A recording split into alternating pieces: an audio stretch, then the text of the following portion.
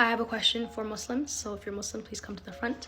How many of y'all know that when we refer to Allah as He, Him, as done so in the Quran, it's not because Allah is He, Him, that in fact Allah is actually genderless and Allah transcends gender because there's nothing like unto Him and He's not of any similitude to us. And the only reason why we use, of course, Allah used the pronoun He, Him, is because Arabic is a gendered language and the masculine form functions as the general default. How many of y'all knew that? And how does that change how you view Allah now?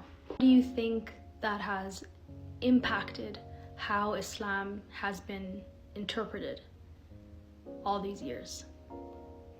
Because I feel that the reason why patriarchy is so present in the practice of Islam and through its interpretation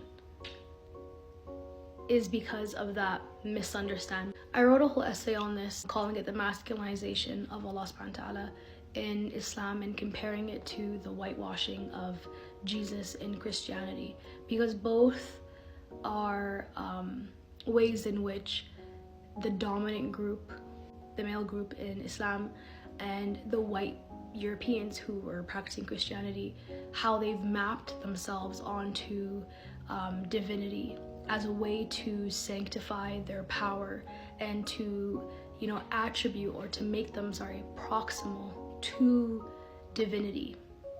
Because of course, white Europeans whitewashed Jesus as a way to, make whiteness purity, but also to justify their colonization and their reign and their supremacy, which is white supremacy. 7th century Arabia, when Islam was first revealed, female infanticide was prevalent because of the fact that the female life was not dignified nor respected. It was a very patriarchal society, and Islam came to eradicate that and establish equity in terms of interpersonal relationships between men and women, but equality of both man and woman in the eyes of God and in the eyes of Allah. However, when religion becomes embedded in law and empire and governance, those belief systems do become, embedded within those frameworks, and it's important to acknowledge it and to know which is actually revelation